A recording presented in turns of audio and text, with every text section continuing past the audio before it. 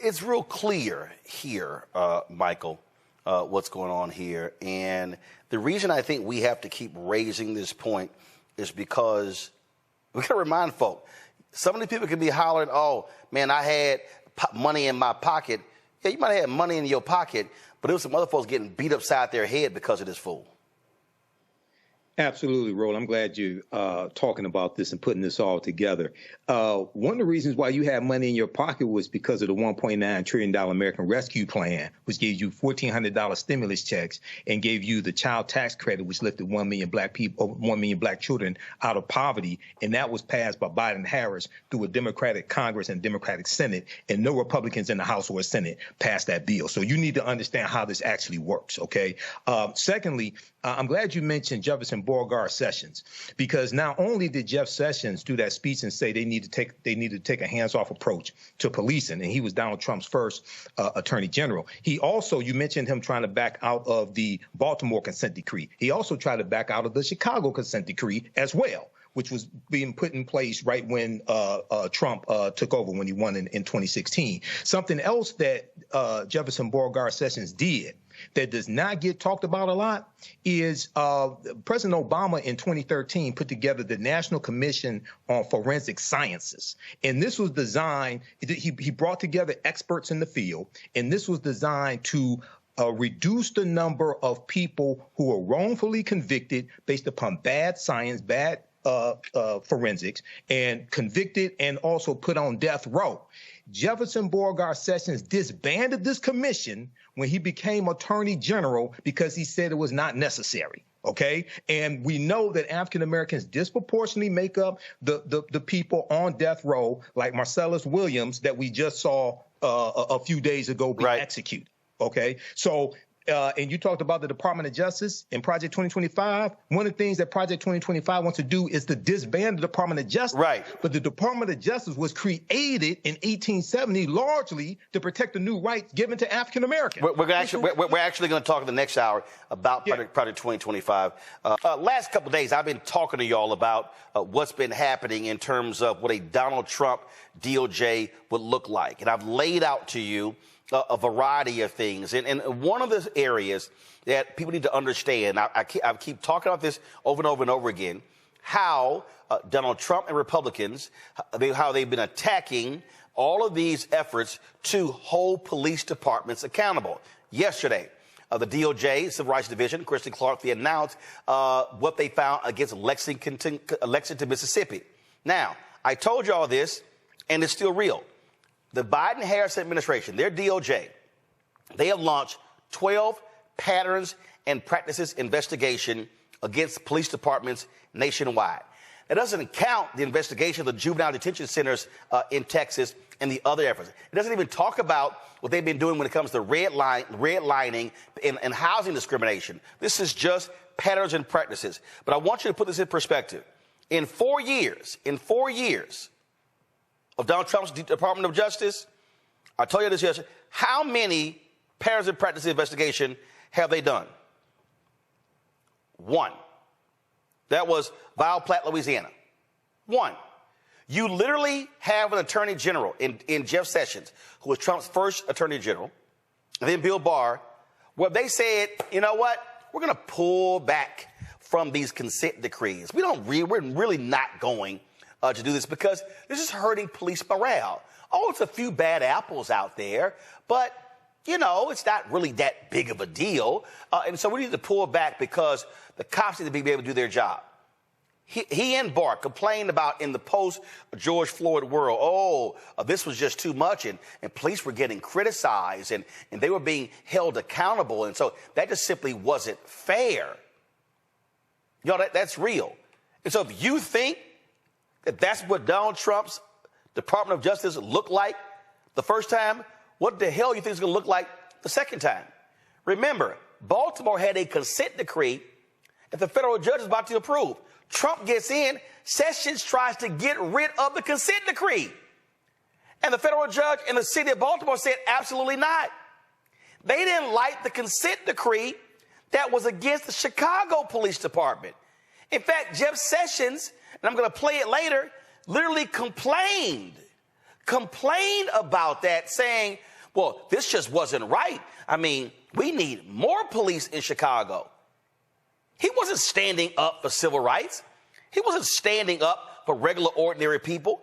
Jeff Sessions was literally saying we should be doing more to protect the cops as opposed to the citizens, and he was giving lip service.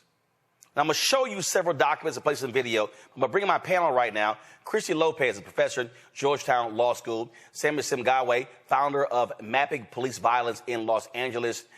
Renee Hall is the national first vice president for the National Organization of Black Law Enforcement Executives. Noble, she is the former police chief in Dallas. Glad to have all three of y'all are here. Before we start, this is literally what Jeff Sessions had to say about how police, they've just been undermined all across the country.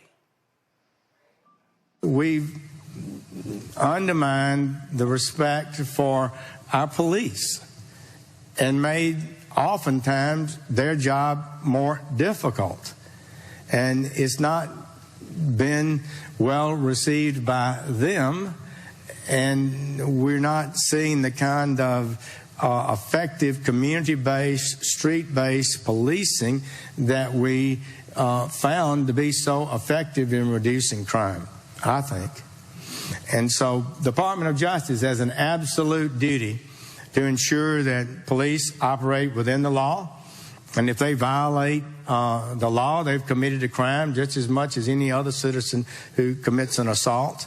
And we'll do our duty. I've done that as United States Attorney to prosecute police officers who do wrong. But we need, so far as we can, in my view, help police departments get better, not diminish their effectiveness. And I'm afraid we've done some of that. So we're going to try to pull back on this. And I don't think it's wrong or mean or insensitive to civil rights or human rights. I think it's out of a concern to make the lives of people, in particular the poor communities, minority communities, live a safer, happier life, so that they're able to have their children outside and go to school in safety, and they can go to the grocery store in safety and not be accosted by drug dealers and get caught in crossfires or have their children seduced into some gang. So we can do better about this, and that is part of what my thoughts are about this whole situation.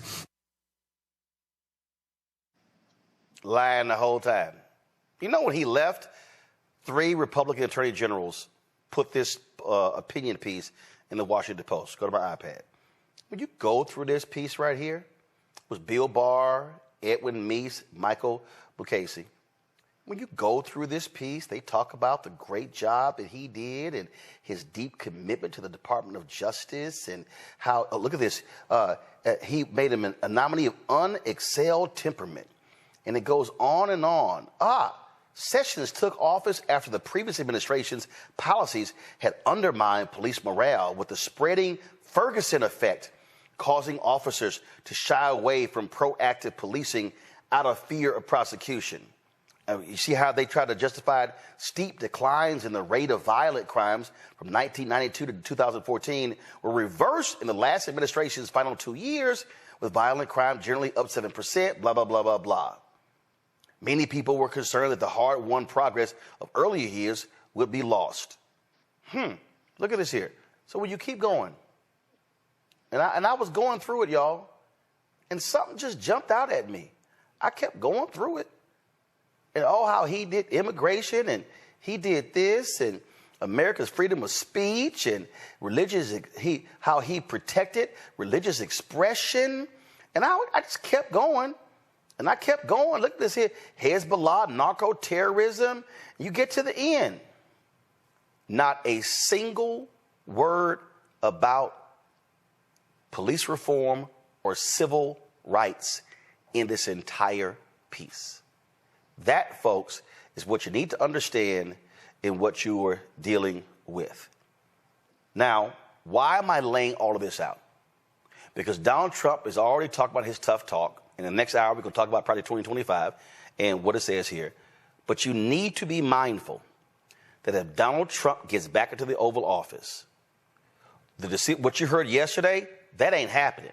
You're not going to have patterns and practices investigation. You're not going to have police who are held accountable. You're not going to have a Department of Justice that's aggressive when it comes to prosecuting hate crime laws. You're not going to have a Department of Justice that is aggressive in dealing with racial, first of all, racism in lending, housing discrimination. None of that stuff is happening.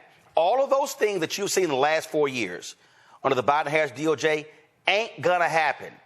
And one area where black folks must be scared to death is if Donald Trump allows police to run amok in this country. I want to start with you, Christy. You wrote a piece in the Marshall Project, why Jeff Sessions should police the police. Consent decrees can improve law enforcement even in cities that aren't investigated. One of the last acts of Jeff Sessions, Christy, was putting out a memo, literally changing how the DOJ targets and deals with consent decrees. And so we are dealing with a Republican Party that is so hardcore right-wing, they despise consent decrees, which are there to protect regular, ordinary citizens. Yeah, thanks, Roland. That's exactly right. Consent decrees are hardly radical documents. All they do, they're documents that say, hey, we found that you're violating the Constitution and violating people's rights and people are getting hurt and killed. And so this is a plan for you to violate or to actually follow the law. You know, it is a pro-rule of law document. And one of the things that was so not ironic, but telling about Jeff Sessions is that he couched much of what he said in this rhetoric of states' rights, which I think is chilling enough coming from Jefferson, Beauregard, Sessions. But he was trying to say that the federal government shouldn't be going in and telling police what to do, that the states should do that. And yet, after he insisted that the Civil Rights Division retreat from the consent decree negotiations in Chicago, the Illinois Attorney General stepped in to continue those negotiations and to reach a consent decree. And he actually made the Department of Justice file an opposition to what the state was doing. So this isn't about any sort of, principle or, higher sort of commitment to the rule of law. It's just about not wanting to rein in the police and letting them do. He wants to let them do what they want. And we know that Trump feels the same way, and we can expect that the next administration would be much worse than the last one. Renee, what jumps out here is that the reason the federal government is so important here is because of oversight. In the history of black people in this country, the last place black people could get justice was because of the federal laws, because of what Christy just said, how states' rights and how these states operated. Black folks look to the federal government, not just when it comes to policing, not just when it comes to hate crimes, but in education, in housing, in everything, because the U.S. Constitution was totally different than many of these state constitutions. But when you have individuals who are giving this states' rights rhetoric, who do not want the DOJ to have a firm hand, that should scare to death regular, ordinary citizens, because if left to their own, up to their own devices, we're going to see more Lexington, Mississippis all across the country. And we know about the patterns and practices investigation and the consent decrees that have been in Cleveland, that have been in Chicago, that have been in Philadelphia, that have been in New Orleans, and on and on and on. Thank you, Roland. What I would like to say is I grew up in the Detroit Police Department, and we had a consent decree for more than 13 years. And what I will tell you about a consent judgment is that it requires a police department to be constitutional. It requires a police department to ensure that the community is thought about. And I think what I need to deny here or refute is the fact that a consent decree somehow limits officers' ability to do their job. And none of that exists. It requires officers to do their jobs constitutionally and make sure that when they do their jobs, that they're taking the consideration of individuals, because there is dignity in authority. And that's what a consent decree actually requires of a police department. What I will say is that under the Trump administration, when you say you're going to unleash law enforcement or give law enforcement total power and authority, power corrupts and absolute power corrupts absolutely. So no one should have absolute authority and no one should be above the law. What the requirement is in this country and leaders in law enforcement want is to make sure that we focus on the safety of our officers and the safety of our community, and they're not mutually exclusive. We want to make sure that everyone has an opportunity to have an encounter. Everyone needs to have the opportunity to call on law enforcement if there is a concern. But they also need to have the right that when law enforcement shows up, that they show up ethically, integral, and with the utmost respect, even when they're showing up to take someone to jail. And I think that when we continue to perpetuate the thought that police officers will have this ultimate authority and that there's some level of corruption in that, we put officers at risk as well. We look at when we villainize a particular segment of the community. As we would say, Haitians have been identified in this country right now. Haitians are ultimately Black people. So we're victimizing these individuals by placing them in harm's way, but we're also victimizing police officers, because the perception is when you run across someone who is Haitian, or am I Haitian? So the question is, a Black person in this country, there's a fear. So not only is that Black person, that Haitian person at risk, so is that officer, because now the perception is it's me versus you. So what I think that happens when we unleash these unfettered, untethered voices about what law enforcement should look like, or no consent judgment, or no holds upon what police are able to do, transparency and accountability, that we're creating an unsafe environment for everyone. See, the thing, Samuel, and why I'm raising this, because this should be scaring folks to death. And I am specifically speaking to these Black men and Black women out here, and I see these people just chat, Trump. And I'm like, y'all don't understand what's going on here. This has been, under Biden-Harris, this has been the most aggressive Department of Justice Civil Rights Division since Robert Kennedy. And if Trump gets back in, all of these civil rights efforts, putting prison guards, wardens in jail for abusing inmates, as I said, the redlining, the mortgage fraud, the housing discrimination, the policing patterns and practice investigation, all of those things are going away if the hard right gets back in, because the likes of the Senator Tom Cotton, they want more people in jail. They don't care if people are beaten. They don't care if people are brutalized, and they've shown that. Absolutely. And one of the big reasons why you see Donald Trump and the right wing so angry and so intent on rolling back this progress that the Biden-Harris administration has made is because these consent decrees are making a difference in cities across the country. We did my organization, Mapping Police Violence, did one of the largest data collections around use of force ever conducted in this country. We got data from thousands of different law enforcement agencies across the country, including most of the agencies that are under consent decrees. And what we found was the vast majority of agencies under consent decrees reduced police use of force over time, saw substantial reductions in police use of force, especially in places like in Baltimore, places like Seattle, even places where the Justice Department stepped up and did an investigation, and state AGs had to step in and finish and put those police departments under consent decrees, like in Chicago, where you see a reduction in police use of force about 40% over the past several years under that oversight. So these consent decrees are working in protecting communities, especially Black communities, from police violence. And so we can't allow the Trump administration to roll that progress back. That's exactly what they want to do. We need to actually do the opposite and build on the progress that the Biden-Harris administration has laid out by actually expanding the breadth of police departments that are under that oversight. So currently, going all the way back to the beginning of pattern and practice investigations back in 1994 to the present day, there have been about 80 police departments that have undergone pattern and practice investigations. And not all of those have been put under consent decrees.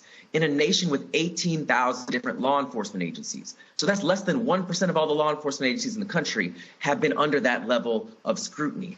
And we know that the issue of police violence and racism in policing is not limited to only 1% or fewer than 1% of agencies. It is a systemic issue that, in fact, when we look at the data around use of force, more than 70% of all law enforcement agencies are demonstrating racial disparities in police use of force. More than 80% of all law enforcement agencies are reporting racial disparities in arrests, including in Lexington, Mississippi, where the DOJ report showed that 1 in every 4 residents in the town, a town of 1,200 people, 1 in every 4 residents was arrested by the police department, and black people were arrested at more than 17 times the rate of white people. So think about the level of police violence and intervention and oppression and incarceration that people are experiencing, not only in Lexington, but all across the country. That's why we need the DOJ to step up what it's doing and why we can't go back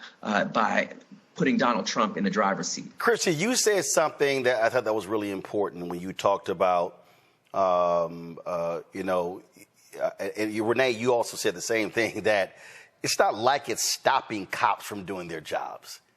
Okay, the police who are complaining, they're complaining because they're mad they can't beat folks up. They can't rough them up. They can't call them the N-word. They can't do the type of things. I mean, cops in Chicago, they admitted of using the N-word. They admitted dropping gang members off in rival territories just to see them run and scurry off. Those type of things happen. And go to my iPad. Christy, you said this here. You said, during the 6 years I spent investigating police departments and negotiating consent decrees for the Justice Department Civil Rights Division, I cannot remember attending any gathering related to policing when I wasn't approached by someone from a place the Justice Department had never investigated and probably never would, who still said consent decrees had improved policing in their city. That was the earnest lieutenant eager to tell me of changes that his department made to training and use of force reporting. The community leaders who told me how he and others had convinced town officials to change the way fines and fees are collected after pointing them to our Ferguson consent decree. The sergeant telling me she had read every one of our consent decrees and kept her chief apprised to ensure their department had mechanisms to detect and respond to incidents of officer misconduct. Law enforcement officials sometimes sent me new policies and trainings revised after reviewing our consent decrees. The reality is there are cops, there are commanders, there are chiefs who understand and who want these things. It was the mayor of New Orleans who called the DOJ in. And so you've seen these things, but what you really have is you have fraternal order police, you got unions and others. What they cannot stand is the one word that people hate the most, accountability. And that's why they despise consent decrees. And folks on the right want to go along with them because they don't want to hold them accountable for their actions. Yeah, I think that's really true. They don't want accountability. And, you saw in the Lexington report how much accountability is needed. They had a chief who called people the N-word, and before that was calling black people routinely boy, right? So this was their chief of police. So you can imagine the atmosphere in that community. And people don't even want accountability for that kind of department and that kind of chief. But I want to be clear that this is hard. If it was easy to change policing, you wouldn't need all of these different people, the Department of Justice, civil rights attorneys working on it, right? It's hard, but we have to keep in mind, one of the things I learned at DOJ was that it's not, a lot of policing is not about public safety. What you saw in Ferguson is the same thing you saw in the Lexington report, that it's for revenue. You oftentimes see that the police are doing something that other people could be doing, but we've just gotten so used to the police doing it that we invest all of our money in policing like they were doing in Lexington. So I think that is one of the things we really have to be mindful of, is that this is we need lots of people, including the Department of Justice, to work on this. And we need to recognize that it's difficult, but none of it is about, pitting safety against rights. It's really a recognition that in order to have safe communities and vibrant communities and healthy communities, you have to have police that are respecting the rule of law and that are staying in their lane, and let everybody else do what they need to do to grow and support that community. Renee, I want you to jump in with that comment, but I want to put this question first, and that is, you've been a police chief, and a lot of people think, great, new police chief, stuff is going to change. But the reality is, it is hard as hell when you start drilling down, because I saw it living in Chicago. Cops who ran superintendents out. I've seen other cities where police officers, oh, hell no, we're going to oppose every single thing. I've talked to police chiefs who have been frustrated that even though they have this lofty title, they actually can't turn this battleship around because of massive resistance of people who do not want to do the right thing by its citizens. Go ahead. So I wanted to start by saying I would be remiss if I did not tell you that when we speak of law enforcement, it is unfair to speak in generalities and in absolutes. I spent more than 2 decades in law enforcement in 2 major cities, in Detroit and in Dallas. And I would have been appalled if people felt that I was this racist police officer who was unethical and used unnecessary force on a regular basis. So I just want to say that we're not talking about all police, but we do have individuals in law enforcement that challenge the ethics and the integrity of law enforcement. And it's those individuals that we speak of. And so it's those individuals that if we allow to go unchecked, if we allow there to be no accountability and no transparency, then that is the danger and what makes our communities unsafe, as much as having any level of violence or crime in our communities. But Roland, I do want to hit on the fact that leadership matters. And it's extremely important. And oftentimes when you have a leader who comes in and wants to address culture in law enforcement, and let's be clear, culture in law enforcement is what creates the Sonia Masseys, the George Floyds.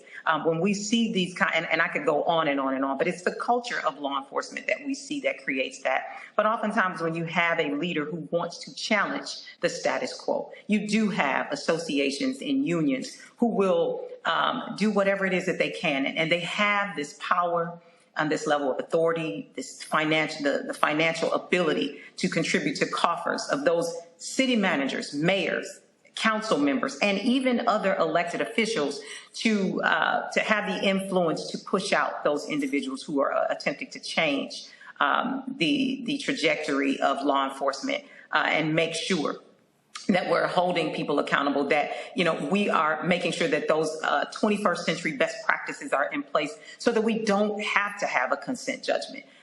There are patterns and practices that are ideal, that have been laid out by 21st century best practices that all agencies can follow to ensure that law enforcement is ethical and transparent and accountable and community oriented.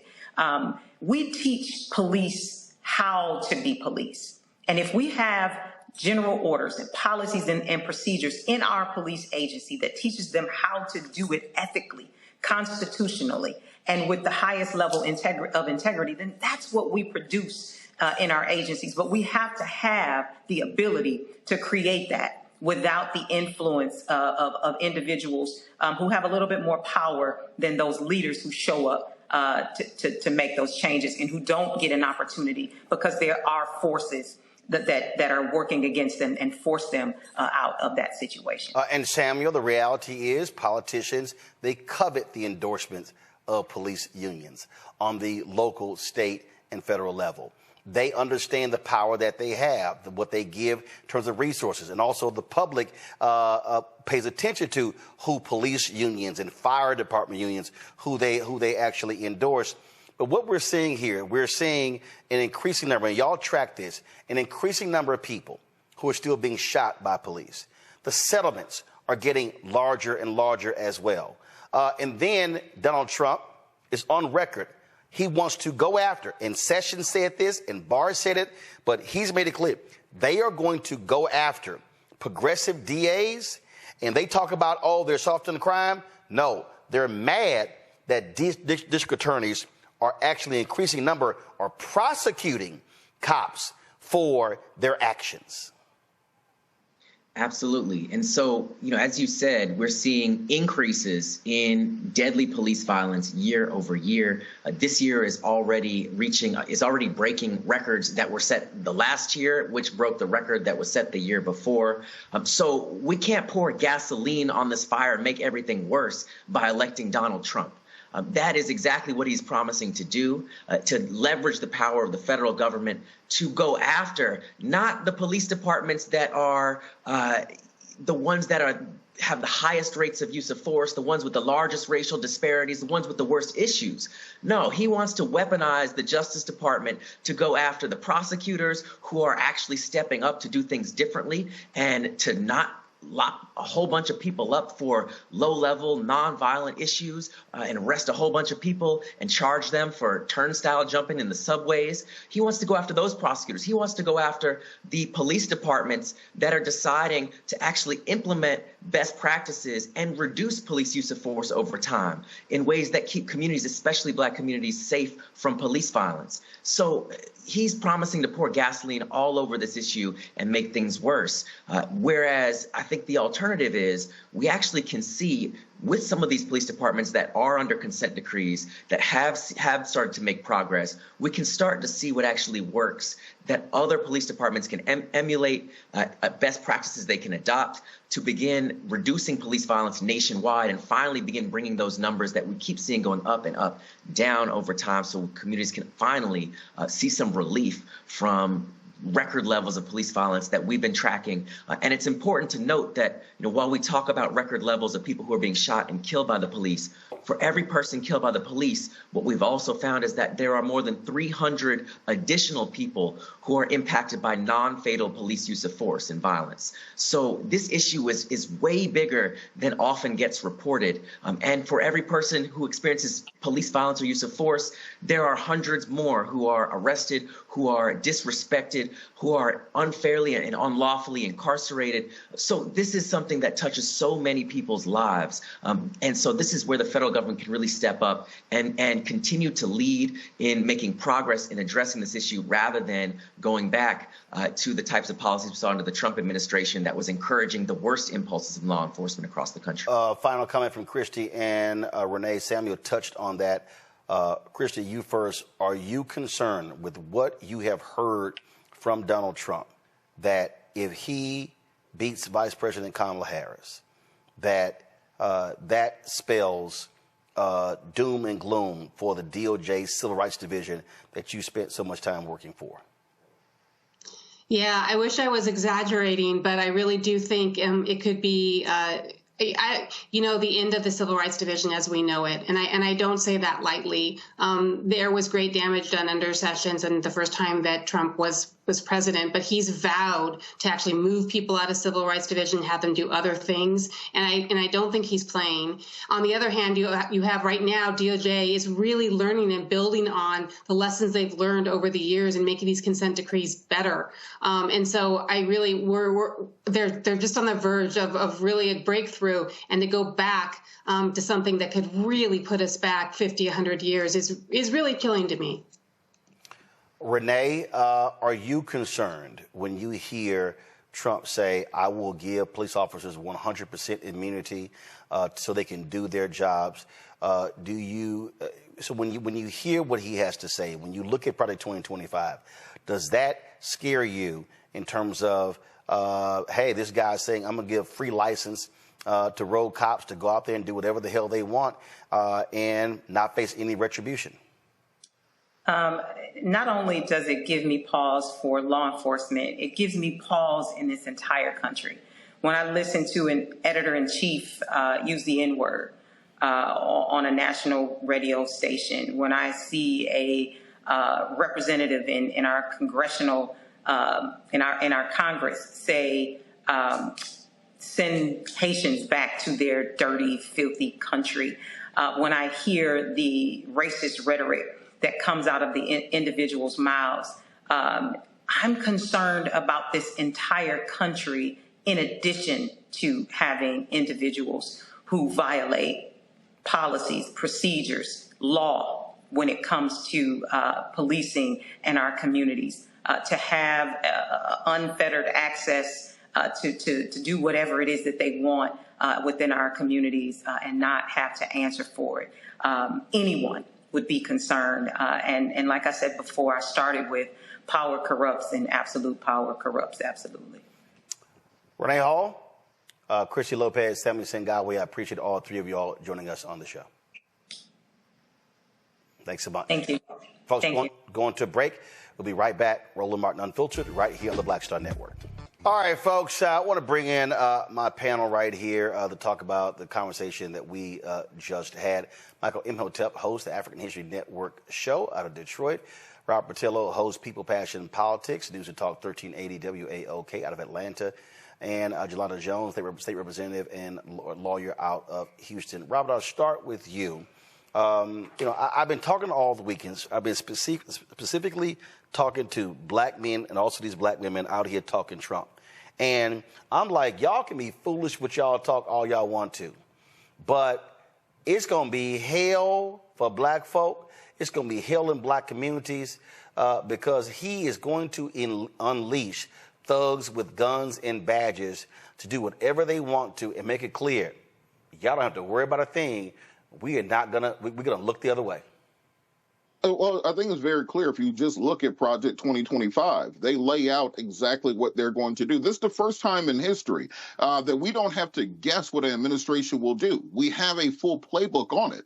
And just look at what happened with Clay Higgins in Congress yesterday or a couple of days ago. When you were talking about in this way about Haitian Americans, I'm Haitian American, so I take it personally. These people have no respect for black folks. They can't tell the difference between a African American, a Haitian, Nigerian, or anything else. They only see black and only see us as being someone that they need to control and destroy. And when you say you're going to pardon the January 6th protesters, you're going to pardon police officers who are convicted of excessive force, you're going to withdraw from consent decrees, you're going to make it easier for police officers. Just play the clips of Donald Trump talking to police organizations when he says, I want you to rough them up a little bit as they're getting into the car. Don't cradle their head when you're pushing them down. Use a little bit of extra force. But meanwhile, when he's getting arrested, he's in a black car. He's walked into his own private entrance. He takes a photo. He goes out. He doesn't want the same treatment for himself that he's prescribing for African-American men around the country. So for the people saying, well, Kamala is a cop or this, that, and the other, just look at Project 2025 and see exactly what they have planned for him. And don't just say that you want the lesser of two evils. You have to understand that one side is legitimately evil, that there's a reason that you have white supremacists supporting him. If you want to know who someone is, look at the company they keep. You're going to see a lot of Confederate flags at those Trump rallies that you're not going to see at the Kamala Harris rallies. It's real clear here, Michael, what's going on here. And the reason I think we have to keep raising this point is because we got to remind folk, some of these people can be hollering, oh, man, I had money in my pocket. Yeah, you might have had money in your pocket, but there was some other folks getting beat upside their head because of this fool. Absolutely, Roland. I'm glad you're talking about this and putting this all together. One of the reasons why you had money in your pocket was because of the $1.9 trillion American Rescue Plan, which gave you $1,400 stimulus checks and gave you the child tax credit, which lifted 1 million black people, 1 million black children out of poverty. And that was passed by Biden and Harris through a Democratic Congress and Democratic Senate, and no Republicans in the House or Senate passed that bill. So you need to understand how this actually works, okay? Secondly, I'm glad you mentioned Jefferson Beauregard Sessions, because not only did Jeff Sessions do that speech and say they need to take a hands-off approach to policing, and he was Donald Trump's first attorney general. He also, you mentioned him trying to back out of the Baltimore consent decree. He also tried to back out of the Chicago consent decree as well, which was being put in place right when Trump took over when he won in 2016. Something else that Jefferson Beauregard Sessions did that does not get talked about a lot is President Obama in 2013 put together the National Commission on Forensic Sciences. And this was designed, he brought together experts in the field, and this was designed to reduce the number of people who are wrongfully convicted based upon bad science, bad forensics, and convicted and also put on death row.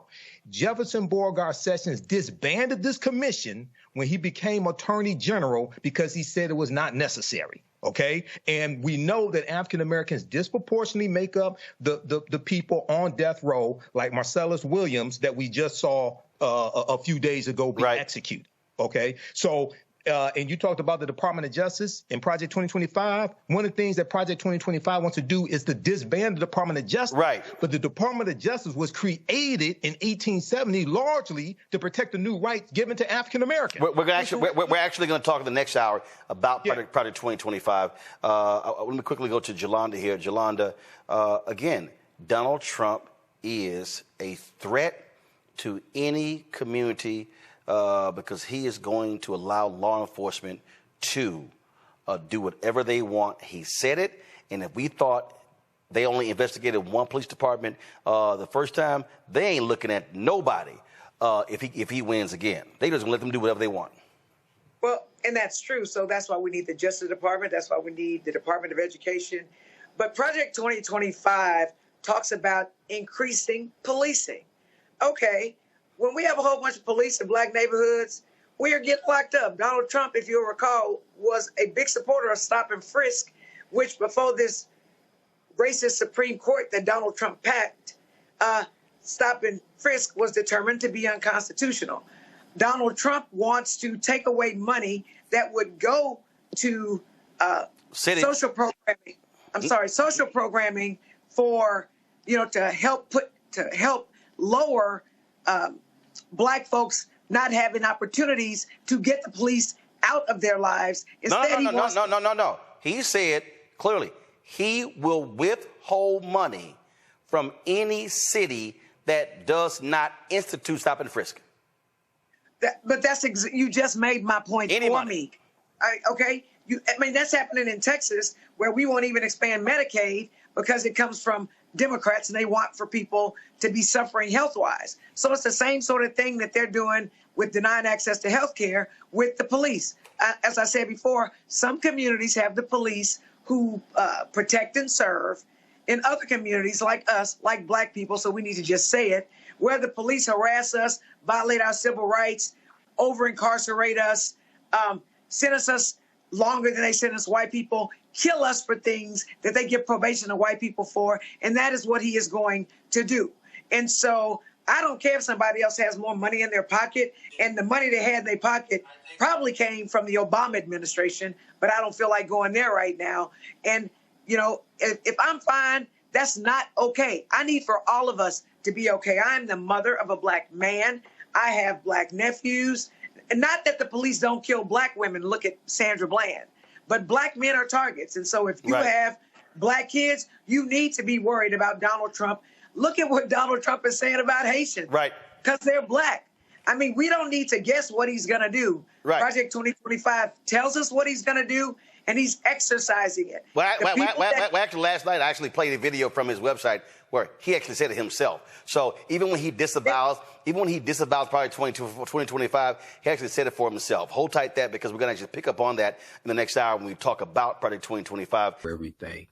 Visit our website, AfricanHistoryNetwork.com, AfricanHistoryNetwork.com. You can register for the online history classes that I teach. We deal with thousands of years of history. I teach 2 online history classes, Saturdays 4 p.m. to 6 p.m. and Sundays 4 p.m. to 6 p.m. Saturdays is Ancient Kemet, the Moors, and the Ma'afa, understanding the transatlantic slave trade, what they didn't teach you in school. And then on Sundays, Black resistance movements, from Christopher Columbus to the Haitian Revolution and the Black Power movement, 1492 to 1968. So we have classes coming up this weekend. Classes on sale, $80. We do the sessions live. All the sessions are archived and recorded. You can go back and watch it any time. We have a bundle pack of courses. You can register for both classes also. I do a PowerPoint presentation with book references, articles, video clips. Even after the course is over with, you still have access to the full class. You can go back and watch it anytime. And then Ancient Kemet, the Moors, and the Ma'afa, Understanding Transatlantic Slave Trade. That meets this weekend also. You can we have the course outline here that you can download as well. So it gives you a lesson plan for each class session. There's about 100 articles that we reference. The first class is about 200 slides, 15 books that we reference. You don't have to buy any of the books to follow along in class. Click right here to download the lesson plan also, okay? I show you it's a very visual class, so I show you the excerpts of the books right on the screen, all right? Okay, so the content is PG-13. You can use this with your children as well. I don't do a lot of cursing. It's not overly vulgar or anything like that. It's nothing like